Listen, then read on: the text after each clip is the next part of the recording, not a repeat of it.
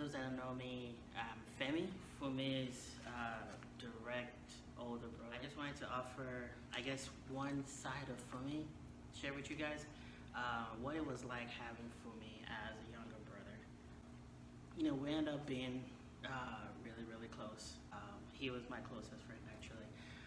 But it's ironic because as kids, we did not get along very well. I did not care for Fumi very much. He had way too much energy for me. He was just bouncing off of you with energy, man. And I like things a lot calmer, cooler, and that it just didn't work. And he liked to tell on me a lot for some reason. And I wasn't big on telling on him. I remember this one particular story that we reminisced about recently. I had this penchant for taking like a glass, half filling that with sugar and putting like just that much water and making this sugar slurry and drinking that. Drove my parents nuts. I'll get all kinds of punishments and spankings just to get rid of that habit. So I faked like I'd stopped doing it. I was doing it behind their back. Anyways, Fumi knew, obviously. And one of these days, he kept pushing my buttons and doing things that weren't being told on. And I tried to tell him to stop, otherwise I'll tell on him. And he would not listen, kept pushing my buttons. He was really, really adamant about it that day. And I eventually stood in front of my mom's door, and I was like, last warning, back off or I'm gonna tell on you. And he was like, go ahead, let's see what happens. So I told on him for whatever it was doing. And just as my mom was about to punish him or spank him, whatever it was, he just blurted out, hey, by the way, Fem's still drinking sugar water. And all her wrath and anger or whatever that she had towards him just diverted towards me. And I got like one of pretty good spanking that day. You know, I wasn't even too mad at him. If anything, I had like a whole new respect for him. Definitely learned not to underestimate that dude. You know, that was a lesson I learned the hard way. That's for me for you as a kid. Yeah, and you know, so yeah, when we got older, we got along so much better. That doesn't mean the shenanigans stopped. You know, he teased me constantly. I'll tease him constantly, obviously. But I remember this one time in our house, where you know he came to visit, and you know, like the floors are tiles. I had socks on, and I don't know. I was excited about something, and I slid across the floor. I thought that was pretty cool because I went like a pretty good ways, and Fumi just made the comment that, wow, that's a lot of momentum there with all that extra weight you're packing. I mean, I was a little chunky at the time, chunkier, and you know, that wasn't very, very nice. I just like, and I chased him around the dining table, and he was faster, obviously, which made it even worse. It was, yeah, it wasn't a good day. It was playful. I was all laughing. He was doing most of the laughing, I wasn't. But that was just the nature of, you know, our relationship, just constant teasing and stuff like that. Okay. And then one of the things that we liked about each other so much was like we had all these like really, really cool similarities and parallels. They were different in so many ways, but they were just really interesting. I remember, you know, some of the cool similarities. I was working on a book project way back when, and he was also working on one, and we just happened to talk about it and realize, oh yeah, you're actually working on one. Actually, the way we talked about it was I decided to write mine by hand, and my apartment flooded and destroyed everything, and I was so pissed off. And you know, Fumi convinced me to give it another shot, just try it. And so I think a year later I decided to give it another shot and try again, and got pretty good ways into it. And then I saw the movie Wanted, the Angelina Jolie movie, and that was like pretty much the book I was writing. And I was so pissed off, so I called Fumi, and you know, he had a pretty good laugh about it. And I asked him, like, you know, what's your book about? And he started telling me like, well, it's gonna be about this time traveler. Actually, he dies, but it's about his wife, you know. So the time traveler's wife. I was like, hold up, You know, there's literally a movie and a book called The Time Traveler's Wife, right? And it was so fun watching him like melt down as a result. So yeah, both our books got destroyed around the same time. Oh, one thing that recently that was pretty cool is whenever we visited each other, we would just go into each other's closet and pick out like 2 or 3 outfits that we like and take it. So we'll swap clothes like that. Back then, I used to have a little better style than now. Actually, the reason I know that is because after a while, more recently, I was the only one taking stuff from his closet. He'll look at my closet and I'm like, I'm good, never mind. So yeah, that's how I knew my taste. That kind of slipped. Okay. So let's see. Yeah, so we have some more similarities such that shows, we recommend shows to each other. Books, all the books I've read since my teenage years are only books that he recommends. I don't read anything that he wouldn't recommend because if he liked it, there's a really, really good chance that I'll like it. And there was this one time I was gonna get some books from Audible, and I was on the phone with the lady. I didn't know what to get, so I called him up. Actually, I was canceling my Audible subscription because audiobooks put me to sleep. And she was like, well, you have like 4 tokens, you can get 4 books. I'm like, I'm not really a reader. And all right, fine, I'll find someone who can recommend some books. So I called Funmi up. He texted me the books that I should get. So I merged them in the background anyway, just to make sure I was saying it right when I was talking to the lady. And anyways, we got all that stuff worked out. But Funmi was just there heckling me in the background with text messages. And that had happened like a couple of times where a couple times where maybe I need something, I merge him on a call and he's just in the background and he's heckling me. A lot, actually. Or sometimes like when I'm ordering food, when I used to order food at a fast food restaurant, and I'll be talking to him on the phone. So I would put him on hold but not mute the line. I'll just let him hear my order. He'd just be cracking up in the background, teasing me on my order, because he thought I was fat. It's brothers, PC culture, but let us slide on this one. Why did I start growing my hair? Started growing it in like 2017. I haven't stopped, and I could tell like people at work are not big fans. I know my wife certainly is not a big fan, but I liked it. But I was a little bit unsure, and so the reason why I kept the hair.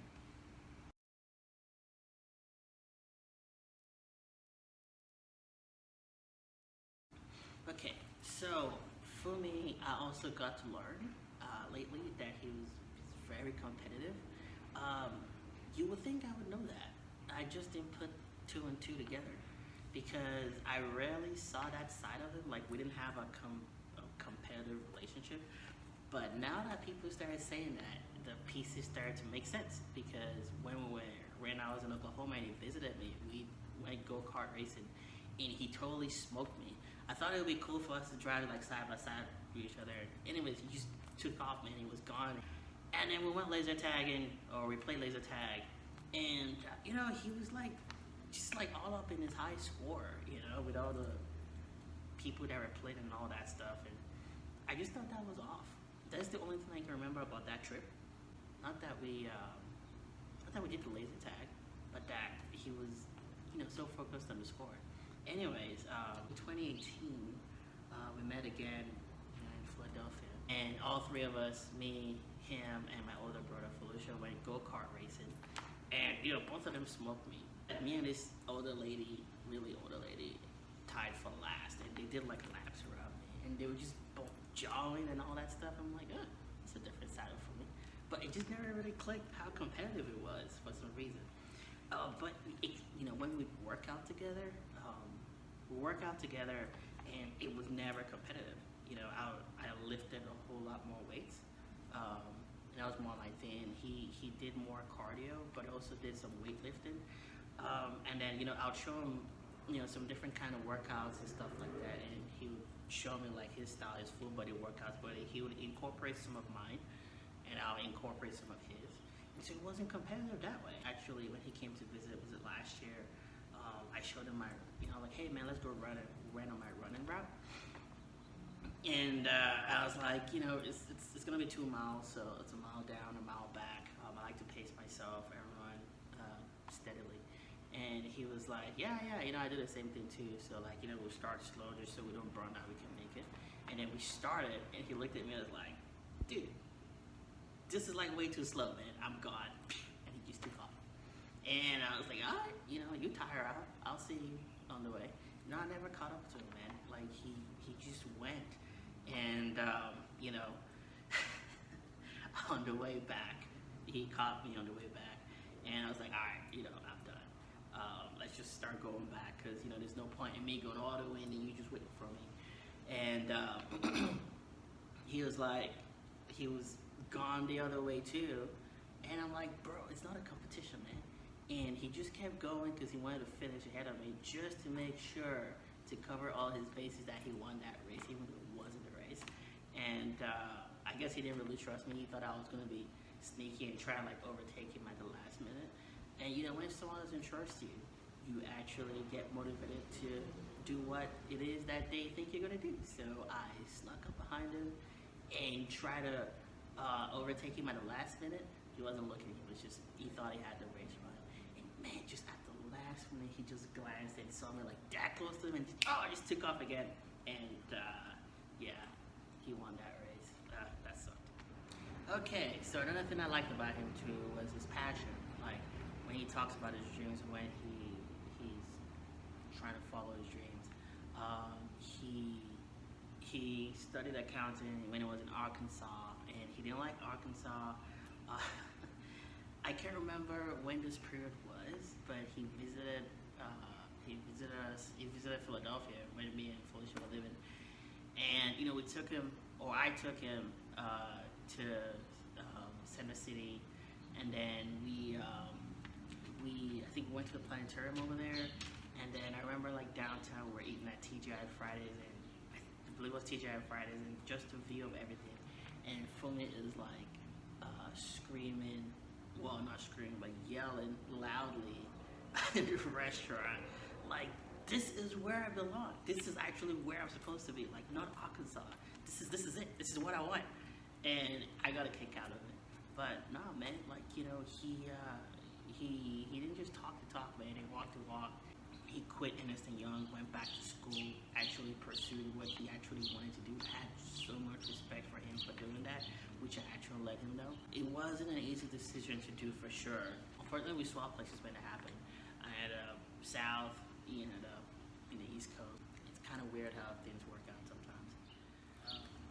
Funmi did help me in a major way. We took a trip to Galveston, and on the way back, we were all talking in the car, me, him, and my wife, Basala. And she was telling us a story, and she left out a few key details, which she swore she told us. And that has been like a constant thing between me and her, where it's like, I told you this, no you didn't. You said this, no I didn't. Anyways, I asked a question, and she swore she mentioned that. And I was like, Fu, did you hear that? It was like, no, you definitely didn't say that. You said this other thing, the same thing that I said. And anyways, you best believe I still use that incident whenever that comes up between us. So Funmi helped me win an argument. Yes. So another thing about him, he was very, very supportive. I'm sure all his friends would testify to that. So whenever I had self-doubt, which was not very often, it's actually very rare for me, but those moments do come, and I would always check with him because I felt, okay, this is the one guy that knows me the best. So he saw him mischaracterize me or something like that, and I really wasn't sure if I did something to warrant that.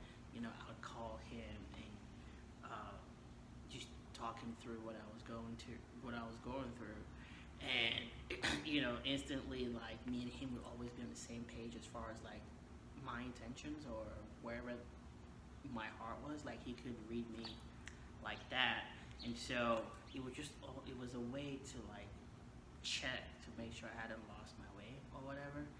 On a lighter note, I do have a story of how supportive he was. This was a time where I had this orange fetish. I love oranges. I still have it. I crave oranges. Anyways, I would eat like But then, just the ones that taste really good, sometimes are really sour, so that's not good for you. And so it's really hard to find good ones. And when I visited in Syracuse last year, I found some really, really good ones and just loved it. And so when I got back to Midland, I couldn't really find good ones. Well, I ran out of the good ones that I had in Midland. Went to the stores and there weren't any good ones. They were all sour. I spent so much time trying to find oranges and I couldn't. And I was going through this crazy orange withdrawal. And I had to call him because I was going through orange withdrawals, man. So I called him and I was like, bro, I can't believe this, man. Like, I'm about to lose my freaking mind. I can't find any oranges. And Funmi, in his true supportive nature, went and got some oranges from Wegmans, from the store, the exact kind that I love. And he FaceTimed me when he got it, and I'm like, no freaking way. Like, dude, you can't ship oranges. Like, is that even a thing? And he was like, who said anything about shipping oranges? And he just cut them right in front of me and just ate all of them. Just ate them, devouring them in front of me. I was about to lose my mind or whatever. And he just enjoyed my little meltdown. And I had to watch that spectacle. So yeah, very supportive dude. As nice as Funmi is, he's not a pushover by any means. I mean, he would get into pretty good arguments. I remember this one Thanksgiving, my kids' godparents visited or spent Thanksgiving with us, and Funmi was also over. The godparents was my friend, and we worked in the oil field together. We work in the oil field together, and Funmi decided to, typical fashion, pick an oil field argument with me, but this time I had backup. And it was fun, because this friend of mine too can argue. And it was fun watching them go at it, and obviously I was there. We pretty much tag teamed Funmi, and he lost that argument thoroughly. But he would not concede defeat to this day. He just says he was outnumbered. Outnumbered is not losing. Which, I mean, sometimes that's a definition of losing, right? But anyways, it was funny because then we would laugh about that day, and we would argue about whether or not outnumbered counts as losing. Anyways, it was just something really, really fun. I remember in March, I believe it was, where I visited Funmi at the hospital, and he was having one of those challenging moments, and he had gone through a really, really rough, one of his worst days. So I came down, and he was sleeping when I came in, and his friend Kaylin was around, and I was sitting in a chair that was behind his head. He was sleeping in the bed. A doctor, maybe a nutritionist or someone, came in to talk to him, and that's how he woke up, and Kaylin was in front of him. He didn't know I was behind him. And they were talking to him about his nutrition, and he was trying to recall a smoothie that he liked but was off the menu. And from behind him, I said blueberry pineapple. I think he was on drugs, a lot of drugs at the time. So he was like, yeah, blueberry and pineapple. And then a couple of seconds later, he was like, wait, is that my brother? And he turned around, and it was like we shared this. It was like a moment of silence where it was like a moment of silence where we were just looking at each other and just smiling for like a few seconds. And he was like, he doesn't want to look away because then he might be hallucinating and I might disappear. It was a really, really cool moment that Kaylin and the doctor or nutritionist, whoever it was, observed, and it was kind of surreal. I actually called my wife later on and told her about it because I thought it was pretty surreal. I thought it was something, something interesting and unique that I got a kick out of, like a made-for-TV moment.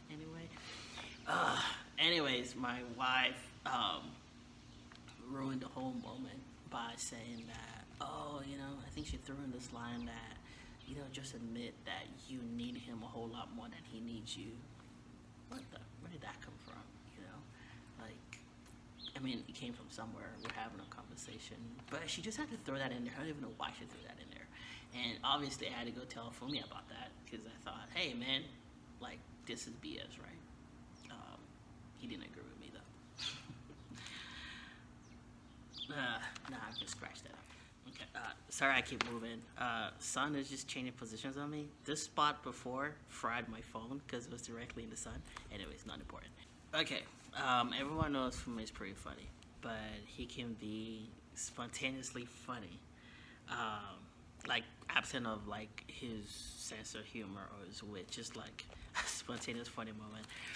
One that easily comes to mind was when I was visiting him in the hospital in Boston. This was in March, and it was one of those. He was in considerable pain at the time, where he was always hunched over. Okay, so this was his birthday weekend. So the weekend of March 8th, I believe. And I guess the nurses heard that it was his birthday, and he was about to get cleaned up. He was only in his boxers. And this older nurse, she's like 60 or something. She was like quite old. She was the oldest one of the bunch. She came in. She came in and she said, "Hey, I heard it was your birthday." And Funmi said, he picture Funmi like hunched over. And he had this, like, his face lit up. He had his classic huge smile. And he was like, "Yeah, I already got the party started." And he started dancing, like, "Come on, let's join." And, yeah, and he was like, "Yeah, I already got the party started. All my clothes are off. Come on, let's join." And the nurse was like, "Wow." She laughed and scooted out of the room. And I told Funmi, like, "Did you just invite that old nurse to a nudist birthday party?" I don't think he realized what he did at the time, but it was really, really funny. He had a kick out of it, obviously.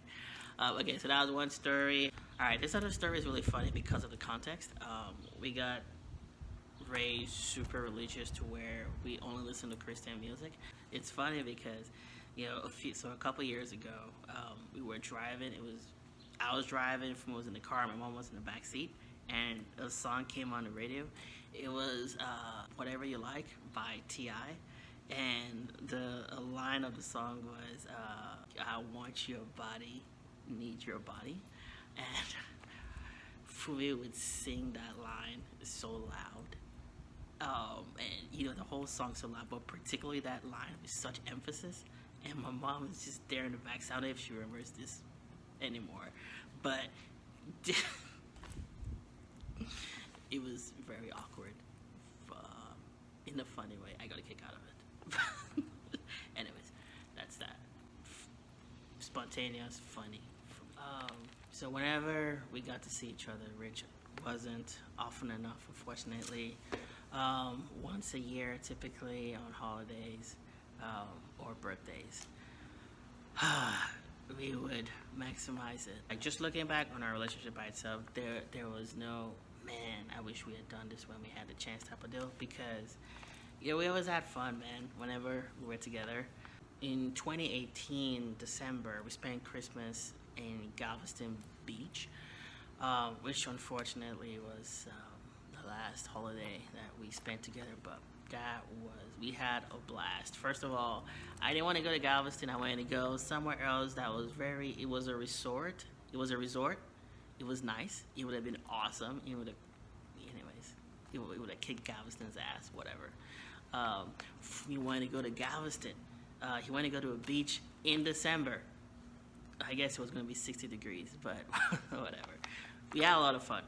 But my best moment from that trip, because he was really adamant about going to Galveston, when we got there and we got to the Airbnb, and we were on we were looking at the beach from the balcony, and right, like, smack in the middle of the beach, a distance away, were these oil rigs, like these two oil rigs that we can see, and Fumi like lost his mind. It was so fun seeing him melt down like that, especially after he insisted on going to Galveston.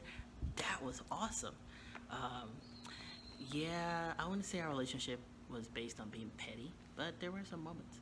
Anyways, that was one of the best holidays that we spent together. So I'm grateful for that. I guess in retrospect, I would admit that it probably was more fun to do that than what I had in mind, but whatever. All right, and then last year, me and Fumi went to Longwood Beach in Philadelphia. That trip was awesome in and of itself. Um, but I didn't know the area, and it can be a bit of a maze. And so I was following him around because he knew that the Longwood Gardens really really well, and I was following him around, and there was this stand that had these really really awesome cookies, which I'm not really big on cookies by the way, just throwing that out there. But yeah, there was a stand that had these awesome cookies, and I got distracted just looking at them, just fantasizing about them. They were so good. Oh, they look so good anyway. For me, I'd wandered off. I was supposed to be following him, and he didn't realize I was gone. And he spent all this time looking for me, and I spent all that time staring at cookies. And when I was done, I turned around, and there he was standing there with this disapproving look on his face, like he was my mom or something. And I looked like, ugh, that was a B. I looked like I was in trouble, like,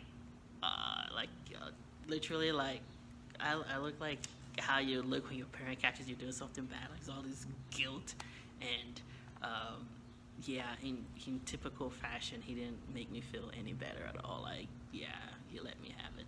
You get lost there in that cookies. Yeah, it happened. Okay. Anyways, that whole just visiting there was spontaneous because it was early in the morning. He just texted me, "Hey, do you want to go?" Like he's leaving in an hour, and I was like, it's really early, wife and kids. Would it be fair to just leave them behind for B to take care of both the kids? But let's go. Anyways, that's not the best advice, but I will say that whenever you can spend time with your loved one, you know. But I will say that when you enjoy being around somebody, you just take the chance, like every chance you get. You just take every chance you get to have fun, be around each other. It's something about not taking moments in life for granted, and that's a lesson that I learned from him that I would always carry forward with me. Okay, so one thing I did want to share was that Fumi's life was not easy.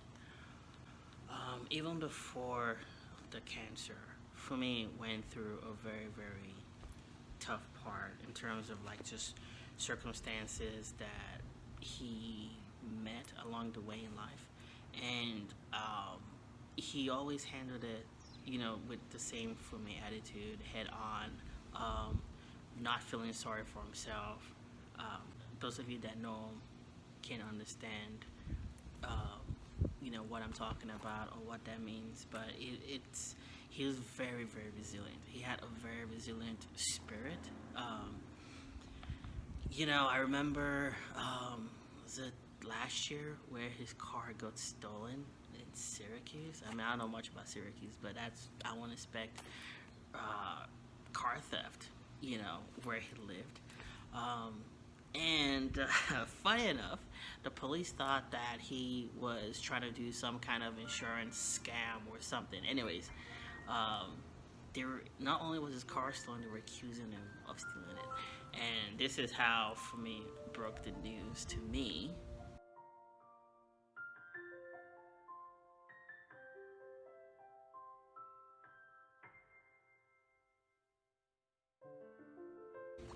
even through that, he can still have a sense of humor, which, I mean, this was already after his cancer diagnosis, and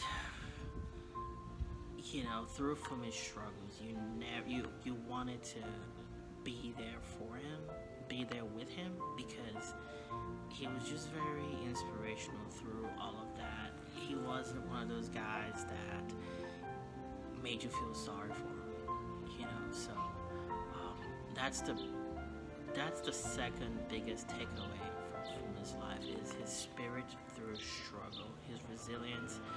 Funmi was a beast, like, just from when he was younger, everything that he had been through, nothing was easy for him. Almost everything was hard for him, but he was a beast, man.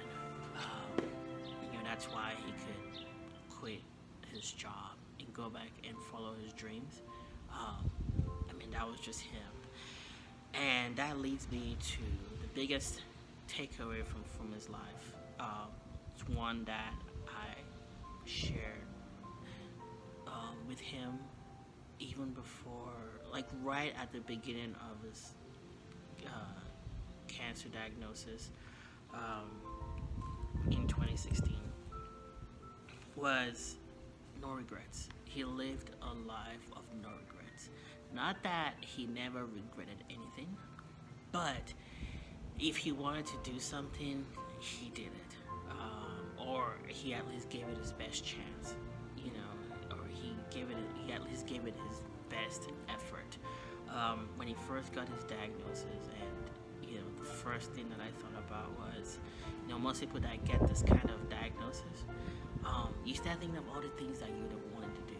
Like, why did you spend all your time wasting your life on this triviality? Or, why did I ever worry about this? Oh man, why didn't I do this when I had a chance? But Funmi already did all that stuff. He had already quit his job to go back to school, to pursue his dreams. He was working in a company that valued him. He loved what he was doing. He had a lot of passion for what he was doing as a toxicologist. I mean, he'll tell me about, his work. Nothing confidential. I just want to throw it out there. He would tell me about his work and, the passion in which he talked about his work. So there was no, man, if I recover from this is what I'm going to do. Or, man, I wish I had done this instead. Funmi lived that life. You look at all his pictures. When I was looking through pictures with his friends, so much of that life that he lived was before his diagnosis. So it wasn't even a case of, oh man, I have cancer, who knows how much longer I have, let me start living. The boy was already living, It was just something I admire a lot about him. And, I let him know that from the jump, I was very proud of the way he lived his life. Stuart Scott, a famous sports personality who died from cancer, once said, you don't lose to cancer because you die. You beat cancer by why you lived and how you lived during the battle. And I'm gonna extrapolate that to life in itself. Like, when it comes to life, Funmi won. Funmi won life's game. The way he lived, all the friends that he has, their testimonials to everything that he accomplished while he was alive. All the people that remember him fondly, his work, all the memories, his legacies. That's a whole nother video for another day. Funmi beat life, and there's so much that I've learned from him, even after he was gone. And I had some people shed some perspective for me while I was struggling really bad, and it's just a big part of me that is gone now, and just some things that don't seem very important anymore. And it's just a zest and a zeal that I'm not even sure would ever be the same, because my number one fan and vice versa, we go through life together. He's no longer there, and a friend of mine pointed out, if there's one thing that Funmi taught you, that you've gotten from this whole experience, you don't give up, you don't fold anything that you want to go after. So don't think of them as trivial now, or don't look at them differently because it's not here. Do what you normally would have done. Go after what you normally would have done. Enjoy life. Do life. Celebrate. Don't mourn, because that's what Femi would have done. And that's what Femi wanted. And so that's what I'm gonna do. That's the Femi that we all know and love. So, anyways, Femi, you would be sorely missed. I look forward to seeing you again. It would be an epic reunion. Catching up, what you've been up to over there, and